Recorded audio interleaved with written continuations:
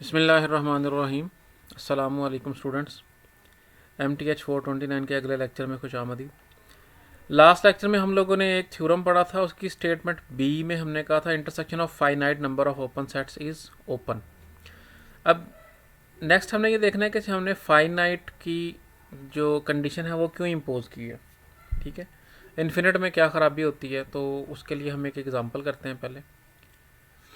Remark, in B above, the restriction of finite intersection is essential and cannot be removed. We give an example to show that an arbitrary intersection of open sets need not to be open. कि ज़रूरी नहीं कि intersection of any number of open sets open हो. Consider the infinite sequence of open intervals of R given by, ये हमारे पास एक set है जिसके अंदर इंटरवल्स पड़े हुए हैं। कौन से? I n is equal to -1/n से 1/n, और n क्या है? Natural number. ठीक है, अब नेचुरल नंबर में आपको पता है पहले 1 आता है, जब आप 1 पुट करेंगे तो ये -1 से 1 ओपन इंटरवल बन जाएगा।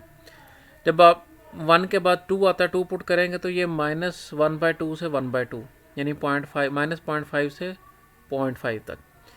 n की जगह जब आप 3 पुट करते हैं तो ये -1/3 से 1/3 यानी कि -0.333 से 0.333। n की जगह 4 पुट करते हैं तो ये -0.25 से 0.25। ठीक है, इंटरवल आप देख सकते हैं कि वो श्रिंक होता जा रहा है। जब आप 5 पुट करते हैं n की जगह पे तो ये -1/5 यानी कि 0.2, -0.2 से 0.2 और श्रिंक हो गया। तो जैसे जैसे आप अगला नंबर n इंक्रीज़ करते जाएंगे, ये जो इंटरवल है ये श्रिंक होता जाएगा, और इसमें यानी कि ये एक इंटरवल नहीं है, इसमें ऐसे बेशुमार इंटरवल्स पड़े हैं। यानी n बिलोंग्स टू n क्या है? n नेचुरल नंबर आपको पता है कि इन्फिनिट सेट है, ये इन्फिनिटी तक अप्रोच करता है। तो ये इंटरवल भी क्या होता जाएंगे? ये वैसे वैसे ही श्रिंक होते जाएंगे। अब हम ये देख सकते हैं कि इन सब सेट्स में जो कॉमन है, ठीक है, मैं दोबारा बता देता हूँ। एक सेट इसमें कौन पड़ा हुआ है? जब आप n की जगह 1 पुट करते हैं तो पहला सेट मिलता है आपको जो -1 से 1 है। n की जगह 2 पुट करते हैं तो -0.5 से 0.5 दूसरा सेट मिल गया। 3 पुट करते हैं तो -0.33 से 0.33 तीसरा सेट मिल गया। n की जगह जब 4 पुट करते हैं तो -0.25 से 0.25 चौथा सेट। n की जगह 5 पुट करते हैं तो -0.2 से 0.2 पाँचवा सेट, और इसी तरह चलते जाएंगे तो इन्फिनिट सेट्स पड़े हुए हैं। इन सब सेट्स में जो कॉमन एलिमेंट है वो 0 है। जो सब में कॉमन होगा, आप चाहे इसका इन्फिनिटी तक ले जाएं तो यहाँ पे इनके दरमियान में 0 ज़रूर पड़ा होगा। Each I n is an open sets in real numbers usual with usual metric. ठीक है, रियल नंबर्स में ये सारे के सारे जितने भी इसमें सेट्स पड़े होंगे वो सारे के सारे ओपन सेट होंगे, क्योंकि हमने पढ़ा हुआ है कि जो यूजुअल मीट्रिक के साथ रियल नंबर में जो ओपन सेट होते हैं वो ओपन इंटरवल्स होते हैं, तो ओपन इंटरवल पड़े हैं। लेकिन क्या है कि इनकी जब आप इंटरसेक्शन लेते हैं, इन्फिनिट इंटरसेक्शन लेते हैं, अगर फाइनाइट तक आप रुक जाते हैं तो वो किसी ना किसी इंटरवल के तक ही रुकता है। ठीक है, जैसे आप अगर 5 पे रुक जाते हैं या 10 पे रुक जाते हैं तो वो -0.1 से 0.1 तक, वो भी एक इंटरवल है। लेकिन जब आप इन्फिनिट तक जाते हैं तो इन सब में जो कॉमन एलिमेंट है वो जस्ट 0 है। सिर्फ 0 एक ऐसा एलिमेंट है जो इन सब में पड़ा हुआ है। तो इनका इंटरसेक्शन, जो इन्फिनिट इंटरसेक्शन है वो क्या आएगा? सिंगलटन 0 के इक्वल। अब आप ये देख सकते हैं कि ये एक इंटरवल नहीं है। मैंने क्या कहा कि रियल नंबर्स में यूजुअल मीट्रिक के साथ रियल नंबर्स में जो ओपन सेट होते हैं वो ओपन इंटरवल्स होते हैं, और ये ओपन इंटरवल नहीं है। ठीक है, so this is not an open set since there is no open ball centered at 0 which is contained in 0। इस कोई ओपन बॉल नहीं है। हमने पढ़ा हुआ है कि ओपन सेट के हर पॉइंट पे एक ओपन बॉल होता है जो कंटेन करता है उसी सेट में। तो ये अगर ओपन सेट हो तो इसमें जो पॉइंट पड़ा है 0, 0 के ऊपर कोई ओपन बॉल नहीं है जो इस सेट के अंदर कंटेन करे। ओपन बॉल क्या होता है? ओपन इंटरवल की फॉर्म में होता है हमारे पास यूजुअल मीट्रिक में। सो हमने यहाँ से देखा कि जो इन्फिनिट इंटरसेक्शन है वो ओपन सेट नहीं है। ओपन सेट्स का इन्फिनिट इंटरसेक्शन ओपन सेट नहीं है। ठीक है, तो ये हमारे पास एक काउंटर एग्जाम्पल है इस चीज़ की कि intersection of infinite number arbitrary intersection of open set is not an open set. ठीक है, इंटरसेक्शन ओपन सेट्स की कितनी होनी चाहिए? फाइनाइट इंटरसेक्शन होगी तो फिर वो ओपन सेट होगा।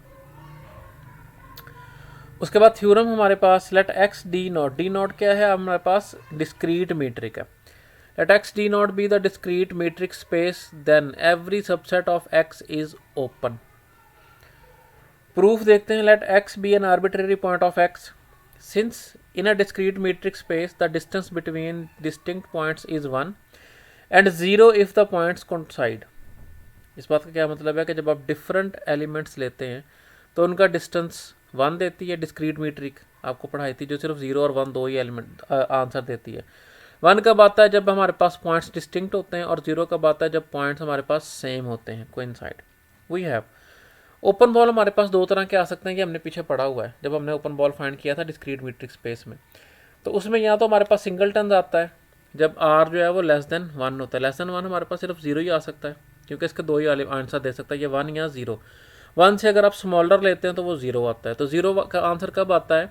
जब हमारे पास वो पॉइंट सेम पॉइंट का डिस्टेंस ले लिया जाए, एक्स का एक्स ही डिस्टेंस ले लिया जाए, तो फिर वो लेस देन 1। तो ओपन बॉल किसके इक्वल आएगी? सिंगलटन सेट के। और अगर आर ग्रेटर देन 1 रखते हैं तो वो पूरा एक्स, ठीक है। क्योंकि आर ग्रेटर देन 1 रखते हैं तो डिस्टिंक्ट पॉइंट्स का जो डिस्टेंस है वो लेस देन आर रहेगा। लेस देन आर का मतलब है लेस देन 1 से ग्रेटर, सपोज आप 1.2 रख लिया, तो लेस देन 1.2 कौन कौन रहेगा? 1 वाला भी लेस देन 1.2 रहेगा और 0 वाला भी लेस देन 1.2 रहेगा। तो डिस्टिंक्ट पॉइंट्स भी सारे और सेम पॉइंट्स भी सारे इस सेट में आ जाएगा। तो इसका मतलब क्या हुआ? सारा एक्स आ जाएगा। ये बात होगी। यहाँ से हमें क्या नज़र आ रहा है कि जो ओपन बॉल, ये जो सिंगलटन सेट्स हैं डिस्क्रीट मीट्रिक स्पेस में, सिंगलटन सेट्स भी ओपन सेट्स हैं। Since each open ball is an open set, sorry open balls, यहाँ पे हमारे पास क्या बन रहा है? ओपन बॉल कि सिंगलटन सेट्स भी क्या है? ओपन बॉल्स बन रहे हैं। It follows that the singleton sets x for all x belongs to x are open in the discrete metric space x D not. Students, x का मतलब एक एलिमेंट नहीं होता, इसका मतलब है कि इस एक्स के जितने भी एलिमेंट है उन सब के लिए, सबको ये रिप्रेजेंट कर रहा है। सपोज एक्स के अंदर एलिमेंट्स पड़े हैं 1 2 3 4 5 6 7, तो एक्स का मतलब 1 भी है, सिंगलटन 1 भी है, सिंगलटन 2 भी है, सिंगलटन 3 भी है, एंड सो ऑन, सारे के सारे। तो यहाँ से क्या पता चला हमें कि सारे के सारे जो सिंगलटन सेट्स हैं वो ओपन बॉल्स हैं और open in the discrete metric space x d naught, but each subset of x can be realized as union of singleton sets। हमने ये पढ़ा हुआ है कि हर ओपन बॉल ओपन सेट होता है, और हमने क्या देख रहे हैं कि ये सिंगलटन सेट्स जो हैं वो ओपन बॉल्स बन रहे हैं। इसका मतलब है सिंगलटन सेट्स क्या हैं? ओपन सेट्स हैं, ठीक है। सारे सिंगलटन ओपन सेट हो गए। हमने ऊपर पिछले थ्योरम में ये पढ़ा हुआ है कि यूनियन ऑफ ओपन सेट्स भी ओपन सेट होता है, जितने मर्जी ओपन सेट्स का यूनियन ले लें।